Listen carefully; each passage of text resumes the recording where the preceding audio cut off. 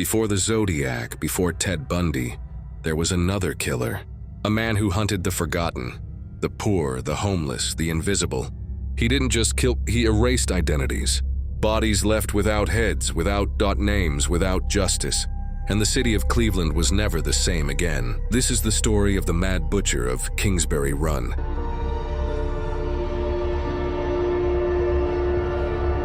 In the 1930s, the city of Cleveland was struggling with poverty and crime. In a poor area known as Kingsbury Run, something far more sinister was about to begin.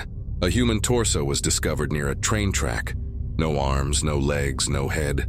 The body was cleanly dissected, like done by a skilled butcher. Police were stunned, but they assumed it was a one-time horror. They were wrong. Just months later, a second torso was found near the same area.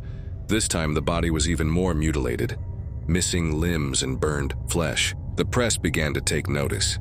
Fear crept into the neighborhoods. Locals started whispering, "There's a monster out there." Police denied any connection at first, calling it a coincidence. But in their hearts, they knew something terrifying had just begun. By the time the third body appeared, the city could no longer ignore it. Found beside the Cuyahoga River, the corpse was missing its head and hands. The killer had started to leave pieces in public spaces, like he wanted to be seen. The media gave him a name, the Mad Butcher of Kingsbury Run. No fingerprints, no identity, just another silent scream. And still, no one knew who would be next. The fourth victim was found in a shallow creek, barely hidden. His torso was wrapped in old rags, the skin flayed with precision. A strange symbol was carved near the ribcage. Like a signature, investigators began to suspect the killer was mocking them. Locals were terrified. Children weren't allowed out after sunset. But the killer wasn't done, he was just getting started. One night, a homeless man claimed he saw something by the river, a figure dragging something heavy, then disappearing into the shadows. But when police questioned him, he couldn't describe the face. All he remembered was the sound of humming, like a lullaby. The next day, that man was gone. Vanished. Some say the killer silenced him forever. As more bodies appeared, the police formed a special task force. Leading the investigation was Eliot Ness, the man who took down Al Capone. But this killer was different.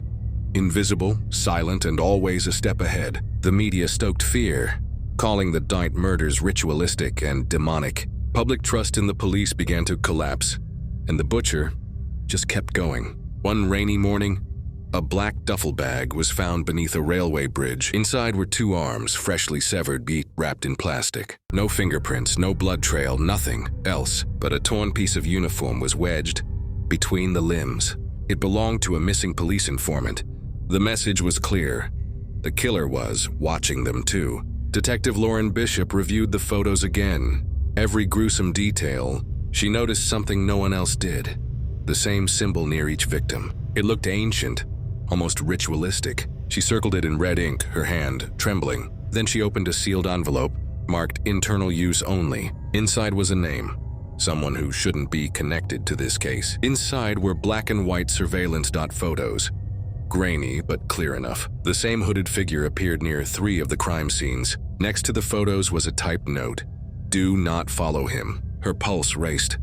Someone in the department knew more and kept it quiet. She locked the photos in her desk drawer and stared at the door. The next morning, a strange envelope was delivered to the police station. No return address, no name, just one word written in red ink.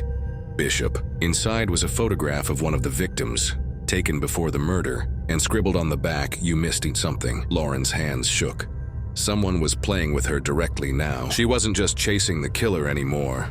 She was being watched. Lauren stayed late that night, reviewing every crime scene photo again. That's when she noticed the shadow in the window.